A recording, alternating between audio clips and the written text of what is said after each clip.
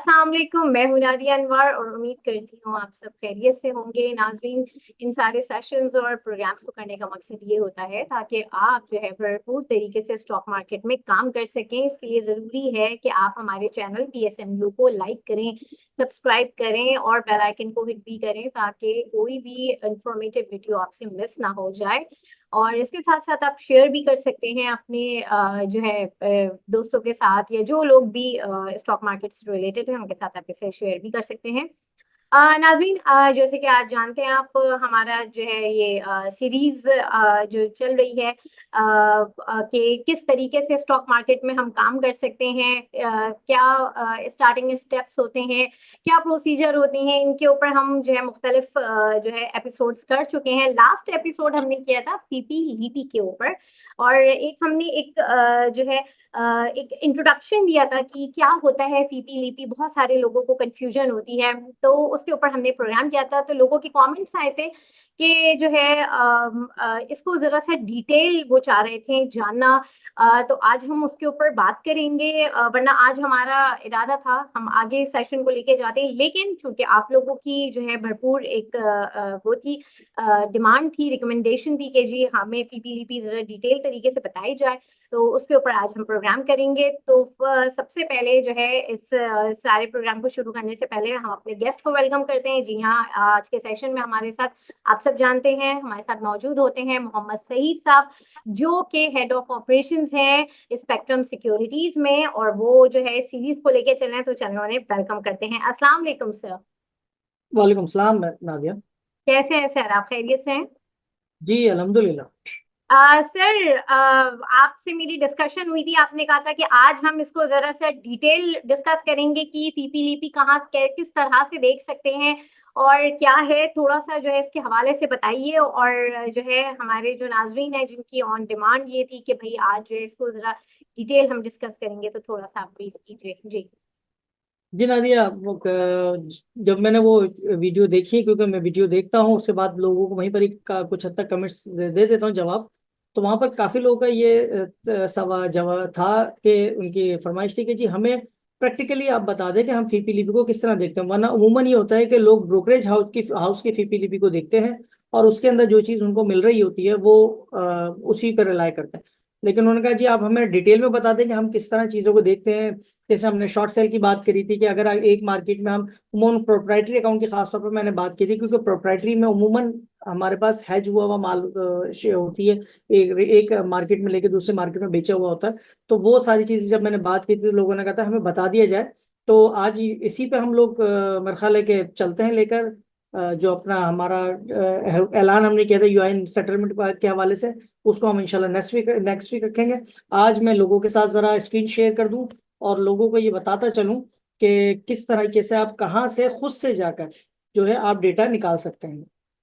तो मेरे ख्याल स्क्रीन नजर आ रही है लोगों को। देखिए जी ये, बिल्कुल, स्क्रीन नजर आ रही है जी। आप गूगल पे चले जाएं, वहाँ फीपी लिपि नेशनल क्लियरिंग कर दें, डायरेक्ट लिंक खुल जाएगा। वरना नेशनल क्लियरिंग की वेबसाइट पे चले जाएं, वहाँ पर आपको ये फीपी लिपि का डेटा मिल जाएगा। डेट वाइज होता है। हमने इसको फिलहाल जो डेट है हमने उसकी डेट रखी है, एक दिन पहले की डेट रखी हुई थी, हमने उसको डाउनलोड किया था और उसको अभी मैं उसके साथ शेयर कर देता हूँ। ये सारे हेड्स हैं, देखें फीपी नॉर्मल है, फीपी सेक्टर वाइज है, और फीपी आपकी लीपी नॉर्मल है, लीपी सेक्टर वाइज, और फीपी और लीपी का डेटा पूरा आ जाता है। ये वो चीजें हैं, ये सारी हेडिंग्स हैं जिस पे हमने बात की थी। अच्छा, पहले अगर मैं बात करूं इसकी लीपी लीपी की मैं बात कर लेता हूँ, क्योंकि लीपी में जरा क्योंकि ज्यादा वो है, उसके अंदर कैटेगरीज है। फॉरेनर्स में तो 3 कैटेगरीज हैं, लेकिन लीपी में ज्यादा इंडिविजुअल्स हैं, फॉरेनर्स हैं, तो वो भी हैं, बैंक्स हैं इसके अंदर, कंपनीज हैं। तो इसलिए हम जरा लीपी के हवाले से ही बात करेंगे। लीपी की मैंने एक फाइल डाउनलोड की है इसमें, और इसमें आप देखेंगे ये लीपी है आपकी नॉर्मल लीपी जो है, ये एक तो नॉर्मल लीपी है, ये आपकी नॉर्मल लीपी डिटेल के अंदर है। अच्छा, इसके ऊपर मैंने फिल्टर लगा दिए हैं। अगर अब मैं ब्रोकर प्रोप्राइटरी को बात कर लेता हूँ, अभी सिर्फ उसी को लेके बात करते हैं। ये आपकी मार्केट्स टाइप आ गई है सारी, किस किस मार्केट में लोग जो काम करते हैं। बीएनबी बॉन्ड की मार्केट है, फ्यूचर है, जेम बोर्ड है, और odd load, of market transaction, regular, ये सारी चीजें हैं। इसके अंदर से अगर मैंने क्लाइंट टाइप पे गया, क्लाइंट टाइप पे मैंने जाकर ब्रोकर प्रोप्राइटरी एग्जाम्पल में मैंने सर्च कर लिया, ओके किया, तो देखिए ब्रोकर प्रोप्राइटरी के हवाले से मेरे पास डिटेल आ गई है, जिसके राइट। अंदर हम ये देख सकते हैं कि ब्रोकर प्रोप्राइटरी ने ये यूएस डॉलर में भी है और आपके पास पाकिस्तानी रुपीज में भी, दोनों में आ रही होती है। तो ओके। बॉन्ड मार्केट में कल किसी ने जो कल एक ही हम देखें तो जीआईएस में एक उसका काम हुआ था, जीआईएस के अंदर एक वॉल्यूम होता है, 5,000 का उसका एक वॉल्यूम होता है, तो उसके अंदर देखिए वो प्रोप्राइटरी अकाउंट में खरीदा गया था, किसी इंडिविजुअल ने नहीं खरीदा। अगर हम डिटेल में देखें तो देखिए हमें यहाँ पता चला कल एक ही जीआईएस के अंदर जो फरवरी में मिच्योर हो रहा है, तो उसमें काम हुआ था, वो प्रोप्राइटरी अकाउंट में खरीदा गया, हमें ये पता चल गया। कल फ्यूचर मार्केट के अंदर इतने ये जो आपकी है ये रुपए की बाइंग हुई थी, इतनी इतनी उसकी ऑफ मार्केट के अंदर बाइंग की गई है और सामने रेगुलर मार्केट में सेल कर दिया। अगर हम इस सबका नेट ऑफ करते हैं कि अगर फ्यूचर मार्केट के अंदर ब्रोकर प्रॉपर्टी का अगर सारी मार्केट्स को हम देखा जाए, हम इसको नेट ऑफ करके चलते हैं, तो हमें पता चलता है कि नेट जो थी वो इसकी जो सेलिंग थी 35 करोड़ 81 लाख की, इसकी जो नेट सेलिंग आई है, जबकि हम वहां देख रहे हैं 44 करोड़ 45 लाख की। लेकिन हम चूंकि हम फ्यूचर मार्केट में भी मैंने बताया नहीं, हम देखते हैं तो कुछ माल ऐसा भी हुआ है, कुछ शेयर्स ऐसे भी हैं जो ब्रोकर ने रेडी के अंदर बेच के और फ्यूचर के अंदर परचेज किए। ठीक है, तो हमें एक अंदाजा हो गया कि यार अगर ब्रोकर की सेल थी तो, लेकिन नेट सेल चूंकि ज्यादा नहीं है, वो दूसरी मार्केट में ले चुका है, ये भी अल्टीमेटली आज के दिन, क्योंकि आज किसी भी फ्यूचर कॉन्ट्रैक्ट का आज लास्ट डे है, तो ये भी अल्टीमेटली उसके पास डिलीवरी में आके गिर जाएंगे। हमें इससे ये फायदा हो सकता है जिसपे हम बात कर रहे थे कि ये आप देख सकते हैं आसानी से कि फ्यूचर मार्केट उसने देख लिया, ऑफ मार्केट में भी इतना रुपीज का काम किया था इसने, और 44 करोड़ 45 लाख का जो इसने रेगुलर में बेचा हुआ था।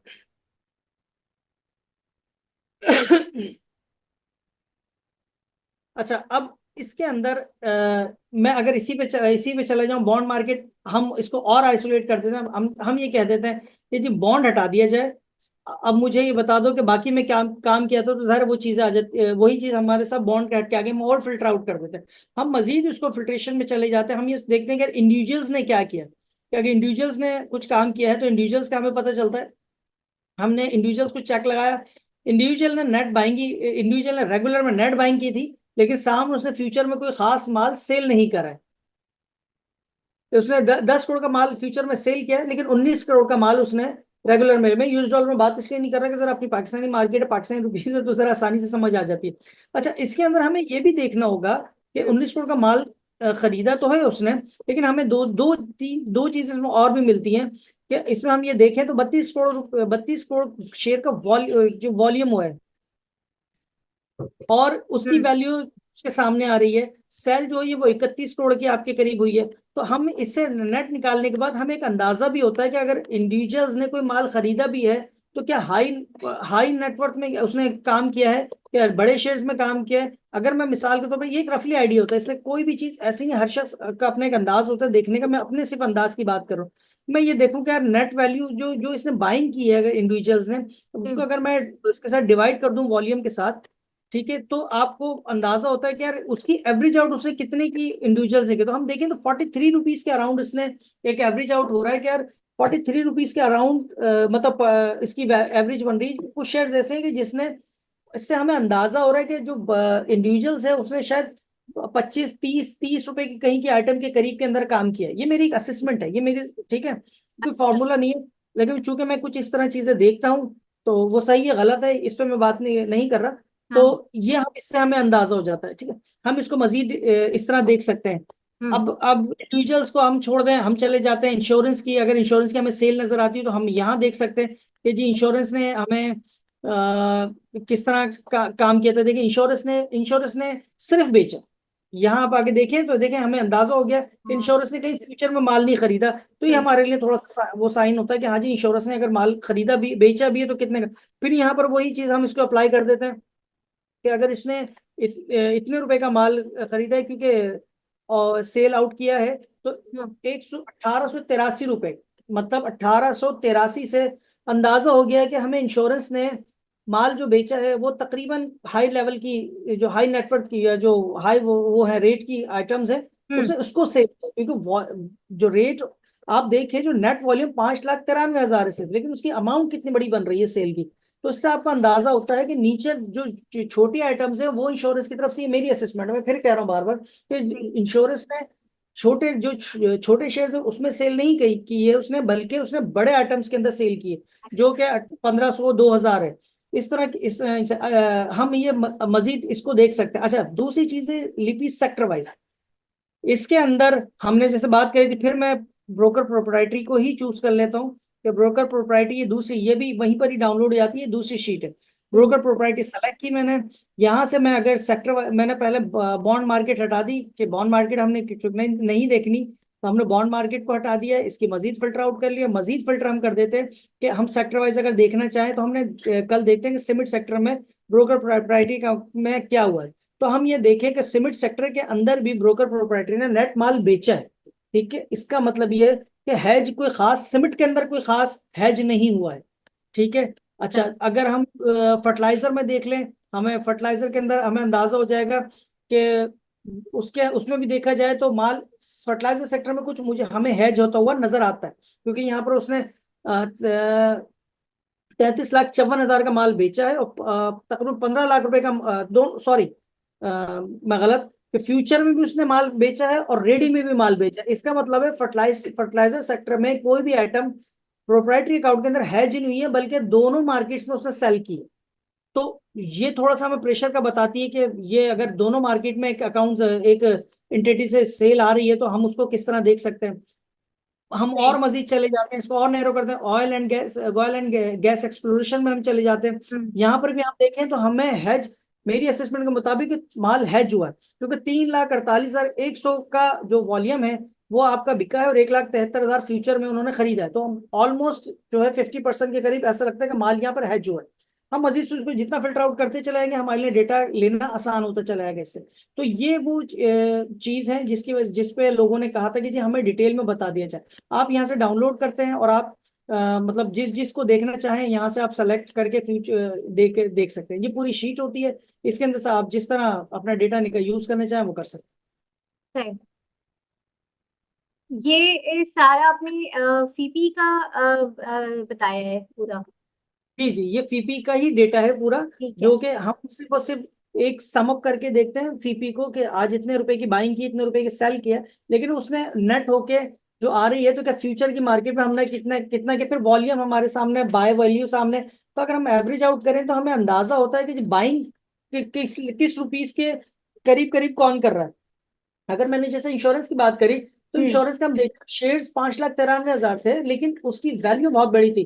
तो उससे हमें अंदाजा हुआ कि इसने 1,500 से 2,000 के करीब कोई आइटम है जो इसने सेल की है, सोल्ड आउट की है ना इंश्योरेंस ने। तो मैं अंदाजा होता है कि किसी छोटी मार्केट के अंदर अभी उसने नहीं सेल आउट की। तो ये चीजें हम जितना चाहे डिटेल में इसको देख सकते हैं, और वो हमें ये चीजें बहुत आसानी के साथ लोगों को ध्यान बनाने में काम आ सकती हैं। सही। ठीक ठीक सही। ये तो आपने बहुत डिटेल में जो है इसको एक्सप्लेन किया है। अच्छा, और इसके बाद इसको लिपि को भी आपने वो करना है, लिपि को के हवाले से भी अभी हम डिस्कस करेंगे। मैंने लिपि ही डिस्कस की है, क्योंकि मैंने बताया ना कि फीपी साइट के ऊपर ओके। 3 कैटेगरीज होती हैं, फॉरेन कॉर्पोरेट, फॉरेन इंडिविजुअल और कंपनीज वगैरह होती हैं। लेकिन हाँ हाँ लिपि में बिल्कुल। ज्यादा कैटेगरीज हैं और ज्यादा काम करते हैं, तो हमें लिपि में अगर देखना पड़ता है कि लिपि साइट पे किस तरह मैनेज किया गया है उसमें। अच्छा, हमें इसमें ऑफ मार्केट्स भी देखनी होंगी। जब हम ऑफ मार्केट में हम एक चीज और भी देखते हैं कि हम, अगर मैं यहाँ पर एफ ऑफ मार्केट की इनको नाज़रीन को कुछ अपने दिखाना चाहूँ एक जी। चीज।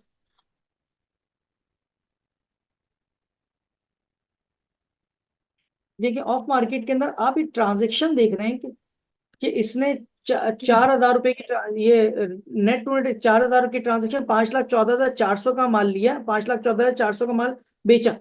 ठीक है। तो ये सही। इतने रुपए का माल लिया, जबकि ऑफ मार्केट के अंदर दूसरी जगह पे हमें नेट वैल्यू और नेट वॉल्यूम भी नजर आ रहा है।